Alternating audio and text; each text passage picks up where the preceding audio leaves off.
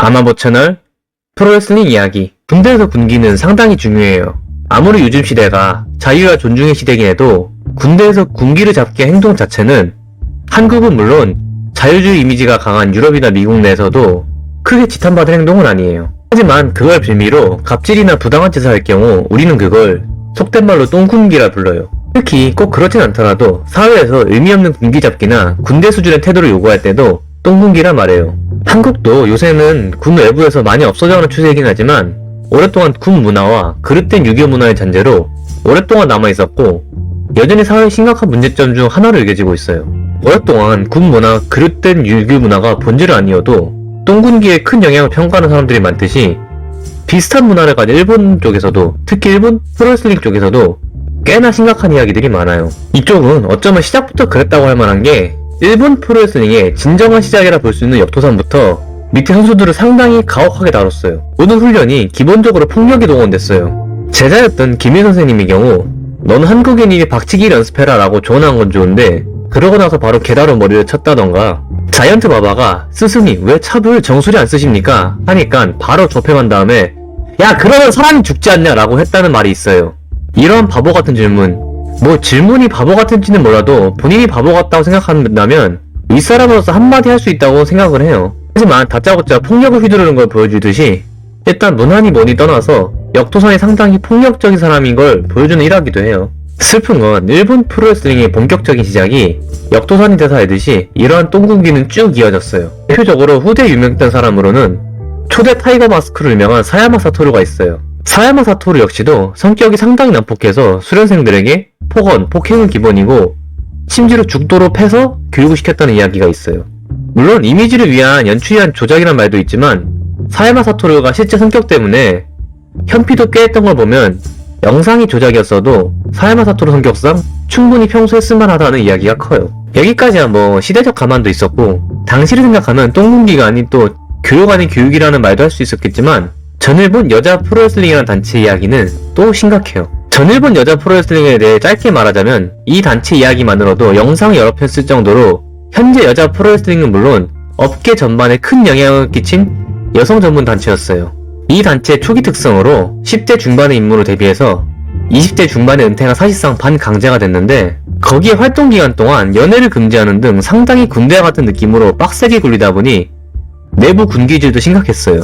당연히 후배에 대한 갑질이나 기타 도루없는 행위는 물론이고 후배를 묻어버린다는 심산으로 경기 중에 일부러 기술을 심하게 걸어서 부상을 유발하는 케이스도 있었어요. 대표적으로 호쿠토 아키라의 경우는 신인 시절에 선배들에게 모함을 받기도 했고 일부러 제대로 건 탑로프 파이드라를 받고 아예 선수 복귀가 불가능한 수준의 장애 판정을 받기도 했어요. 물론 이 기술을 걸었던 데빌 마사비는 별 이야기 없이 현역 생활을 이어갔고 호쿠토 아키라는 미친 듯한 노력 끝에 간신히 복귀하고 커리어를 이어가 레전드 프로레슬러로 이름을 남겨요. 전일본 여자 프로레슬링이 단체 전반 분위기가 상당히 심각했다면 이쪽은 개인의 행동이겠지만 들으면 토가 쏠릴 정도의 케이스가 있는데 바로 사사키 켄스케 이야기예요. 사사키 켄스케 역시도 뛰어난 프로레슬러였지만 다른 어떤 선수들의 군기질도 사사키 켄스케와 비교하면 착해 보인다 할 정도로 심각했어요. 갓 잇따라 선수들의 경우 합숙소에서 생활하는 경우가 많았는데 규정에도 없는 자기만의 규칙을 만들어서 강요를 했다던가 자기의 권위를 과시하기 위해 야 내가 흰색 컵 들고 검은색이다 하면 너네도 그렇게 하는 거다 알겠지? 하고 나서 토르다는 후배에게 면상을 갈기겠다 협박하거나 받은 선물을 돌을 던지고 후배에게 주워오라고 하는 등 상당히 악마 같은 짓을 했고 심지어 선수 사망 사건에 대한 이야기도 있어요. 1995년 어느 연습생이 스파링 도중에 사망했는데 공식적으로는 사사키 켄스케는 감독만 하고 있었고 연습 중에 불미스러운 사고라 했지만 다른 목격자들, 특히 당시에 신일본 프로레슬링에도 있었던 크리스 베나는 자서전에 사사키 켄스케가 해당 선수에게 여러 번의 수직 낙하기를 썼고 거의 사람을 죽이듯이 연습했다라는 언급을 했어요. 굳이 이건 사실이 아니어도 니시카와 준이라는 선수가 블로그에 고발한 사건이 있었고 결국 블로그는 폐쇄했다지만 일본의 문화를 볼 때 안 좋은 형식의 압박이 있었으리라고 추측할 수밖에 없을 거예요. 오죽 사사키 켄스케의 사례가 심각했냐면 북미부대에서 똥군기, 동료 간의 폭력으로 망나니 취급을 받던 릭스타에서조차 경화 금치 못하고 당시 사사키 켄스케 괴롭히 당하던 마카베 토우기에게 야 너 진짜 괜찮냐? 라고 물어볼 정도로 걱정했다고 해요. 피해자인 마카베 토우기는 다행히도 딛고 일어서서 신일본 프로레슬링의 메인 타이틀인 IWGP 헤비급 챔피언도 따고 현재까지도 베테랑 레전드로 인정받고 있고, 또 이런 악습을 자기가 베테랑이 되었을 때 모두 끊어 업계의 변화를 주도한 천사나 다름없는 선수로 모두에게 인정받고 있어요. 다만 슬픈 건 사사키 켄스케는 일본 예능에도 자주 출연하면서 사람 좋은 모습으로 세탁돼서 오랫동안 활동했다는 거예요. 이게 아니더라도 하드코어의 전설로 유명한 오니타 아츠시도 같이 활동했던 크리스 제리코 연급으로 문화생들에게 정신적 유체적 구타가 있었다고 하는 등 전반적으로 일본 프로레슬링 업계는 오랫동안 이러한 똥군기 영향이 심했어요. 이러한 똥군기 문제는 한국이나 유교 문화가 강한 동아시아권만 아닌 의외로 서구권에도 꽤 있는 편이에요. 특히 스포츠계는 동서고금 막론하고 이런 똥군기가 꽤 있는데, 대표적으로 미국 프로스포츠계의 루키에이징이라 해서 신인 선수들에 대한 신고식이 있어요. 단순 자기소개나 노래자랑 같은 게 아닌 신인의 물건을 훼손하거나 도에 넘친 장난 등 꽤나 문제가 되는 편이에요. 한국 선수의 경험담도 있는데, 박찬호의 경우 루키에이징으로 본인의 양복이 찢긴 걸 받고 클럽하우스에서 선수들에게 소리 지르고 난동을 부렸다고 해요. 박찬호 선수가 빠따지를 비롯한 똥군기가 강한 세대 출신이었어도 이해하기 힘든 문화였던 거죠. 당연히 슬프게도 여러 종목의 선수들이 왔던 프로레슬링 업계에도 이런 악습의 문화도 같이 상륙했어요. 아마도 오래전 속칭 어두운 이야기들을 보면 여러 이야기가 있을 것 같지만 워낙 파편적 나눠져 있다 보니 이번 영상에서는 WWE에 있었던 여러 똥군기 사건 위주로 이야기해볼게요. 대표적으로 JBL의 이야기가 있어요. 여기는 아예 군대로 치면 오랫동안 군기반장 역할을 도맡아 한 사람이다 보니 거의 커리어 내내 이런저런 사건을 일으킨 사람이었어요. 대표적으로 하디보이즈와 일화가 있었어요. 하디보이즈가 데뷔한 지 얼마 안 됐을 때 맥주를 선물해 준 건 좋은데 귀가할 때 운전하면서 보이는 표지판마다 던지라고 강요했어요. 듣기만 해도 뭔가 이상한 것 같은데 이상한 거 맞아요. 음주운전 강요였고, 아무리 90년대였다지만 미국에서 음주운전과 관련 법령은 현재 한국보다도 상당히 강한 편이에요. 당시 하디보이즈는 갓 20에 접어든 선수들이었고 자신들이 술을 안 마신다며 안 했다고 하니까 다음부터 보기만 해도 욕설과 갈굼을 시작했다고 해요. 단순히 하디보이즈가 백스테이지에서 선배 보고 인사하는데도 말이죠. 그리고 어느 날 하디보이즈의 물건들이 백스테이지에서 사라졌는데 JBL도 무슨 일이 하면서 물어봤다고 해요. 하지만 곧 밝혀진 진실은 당시 WWE에서 활동하던 로드 독이 보다 못해 자기가 말해줬다고 말하지 말라면서 쓰레기차에 물건들이 있었다고 했고, 다행히도 아직 쓰레기차가 떠나기 전이고 쓰레기 안에 섞인 게 아니라 물건들을 고스란히 찾을 수 있었어요.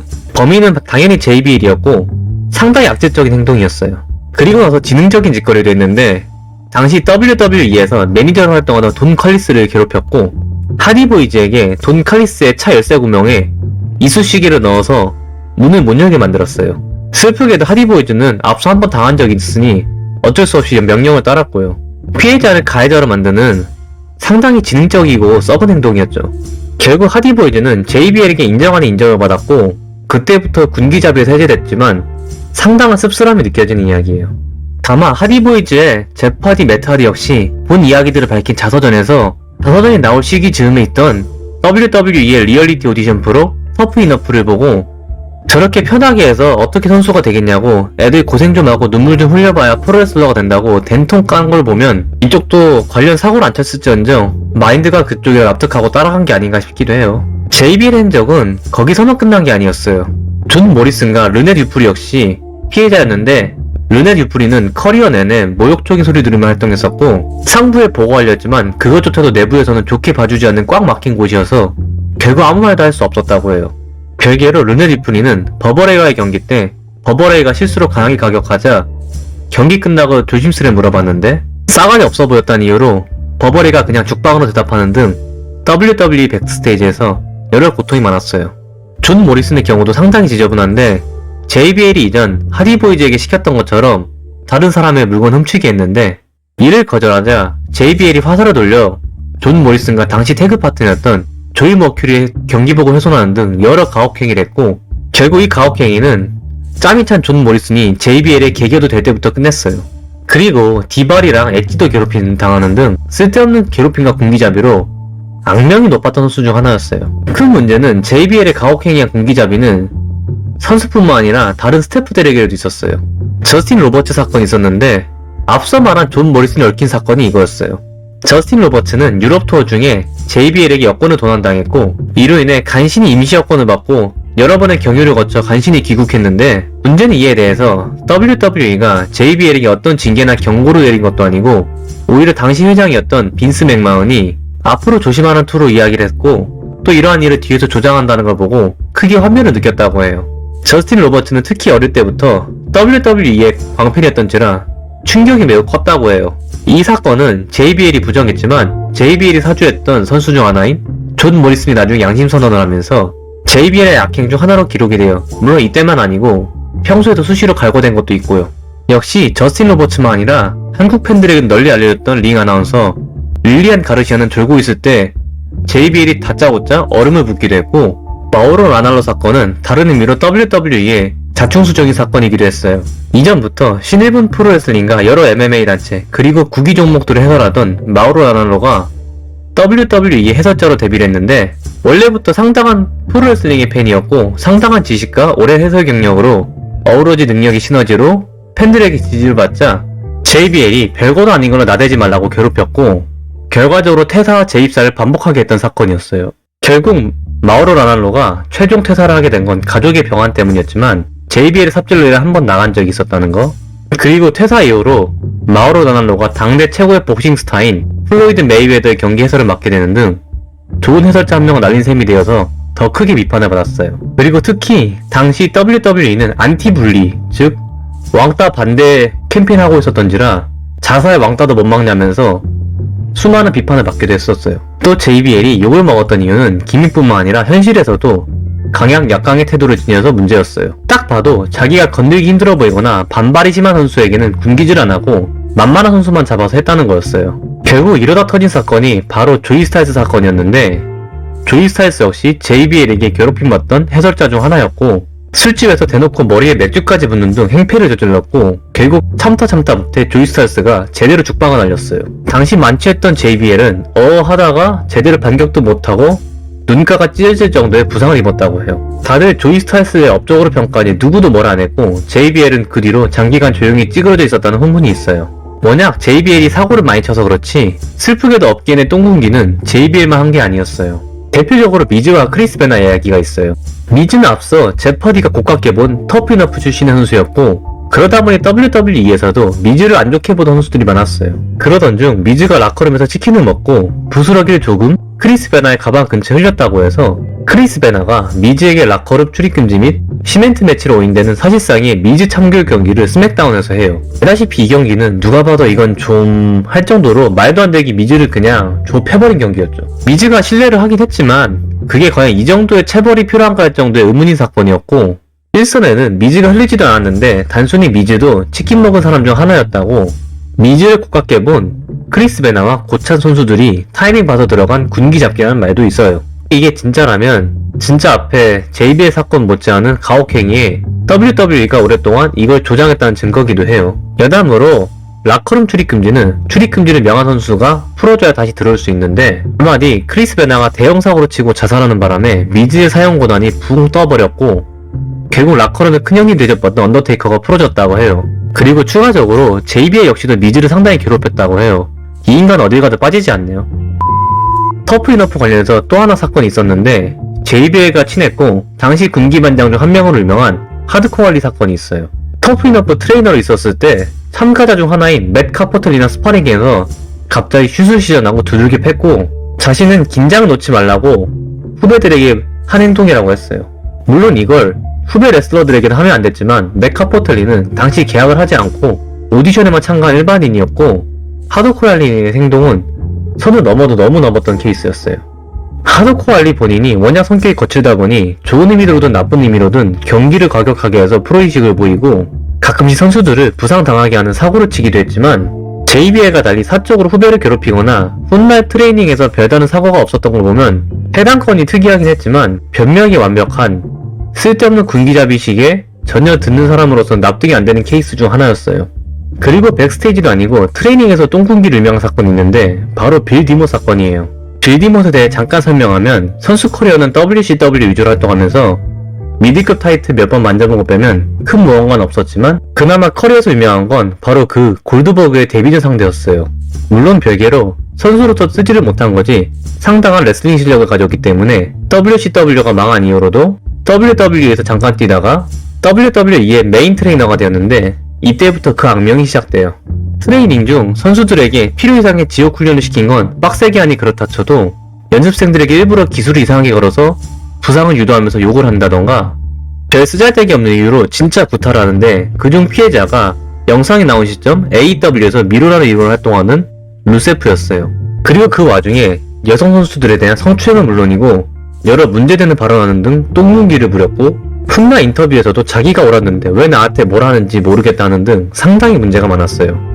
결국 2015년 법정 공방 때 수많은 피해자들이 나와서 증언을 했고 여론에 이기지 못한 WWE는 빌 디모스 해고하는 등 그나마 해피엔딩으로 끝났어요. 다만 이 시기 크리스 제리코 같은 선수들이 빌 디모스 옹호하면서 어찌 보면 옛날 꼰대 마인드와 요새 프로레슬러 마인드에 충돌이 있기도 했어요. 다행히도 큰 별일은 없었지만 많은 사람들이 과거 레슬러들에게 실망을 하기도 했어요. 저 역시도 좀 그랬고요. 참고로 빌 디모스로 인해 WWE에서 나간 선수는 수두룩했는데 그중 어찌 보면 밖에서 가장 크게 성공한 건 물론 WWE 팬들에게 상당히 약한 선수가 하나 있었는데 바로 케니 오메가예요. 그 외 큰 이야기는 아니지만 랜디 오턴과 존 시나도 이러한 똥쿵기에서 자유롭진 않았어요. 랜디 오턴이 한참 망나니 소리 듣던 시절에 여자 선수나 후배들 괴롭히로 유명했고 존 시나 역시도 세스 롤린스가 얼음 마사지 하고 있었을 때 약간의 갈굼을 줬다고 하는데 이유가 얼음 마사지 하려면 짬이 쌓여져 있었고 세스 롤린스가 그만한 짬이 안 돼서였던 아주 멋있는 이유였죠. 물론 존 시나는 크게 뭐라 하지 않았고 다른 꼰대 선수들에게 걸리기 전에 막아줬다고 하지만 존 시나 역시도 어찌 보면 이러한 군기잡이에서 벗어날 수 없었던 비극적인 이야기예요. 시대가 지나면서 한국 내에서도 이러한 똥군기 문화의 대표라고 볼 수 있었던 군대에서도 쓸모없는 군기잡기가 줄어드는 추세인 만큼 다른 나라에서도 마찬가지인지 미국 스포츠계에서도 이러한 헤이징이라는 문화가 많이 줄어드는 추세예요. 다행히도 프로레슬링 업계에도 거기에 포함이 되어 있고요. 현재 WWE에서 락커룸 리더를 하는 로만 레인즈는 일단 공적으로는 팬들에게 많은 비판을 받지만 사적으로 큰 사고 많이 안 치고 두루 친한 만큼 락커룸을 잘 끌고 있고 요새는 경기에 잘 안 나오는 만큼 랜디 오튼의 별명 마냥 진짜 주임원사가 지휘관 부재 시 가끔 대행하는 것 마냥 락커룸에서 별탈 없이 리더로 있고 위에 말했던 시절과 다르게 나이가 들다 보니 밑에 선수들에게도 큰 터치 없고 선수들도 근무할 없이 따르는 중이라고 해요. 일본 쪽은 별 말이 없지만 신일본 프로레슬링만 해도 타나히로시와 마카베 토우기가 과거 잔재를 많이 없애는 중이에요. 실제로 언더테이커가 과거 락커룸 이야기를 하면서 요새 락커룸이 너무 터프하지 않다고 하자 로만 레인즈는 물론 수많은 팬들이 아무리 언더테이커라지만 별로 동의 못한다고 했던 것 같이 시대도 서서히 변해가는 중이고 그 방향이 긍정적인 건 참으로 다행인 것 같아요. 이상으로 영상 마치고요. 구독과 좋아요 눌러주시면 감사하고 댓글까지 달아주시면 더욱 감사드립니다. 지금까지 아만보 채널 프로레슬링 이야기였습니다.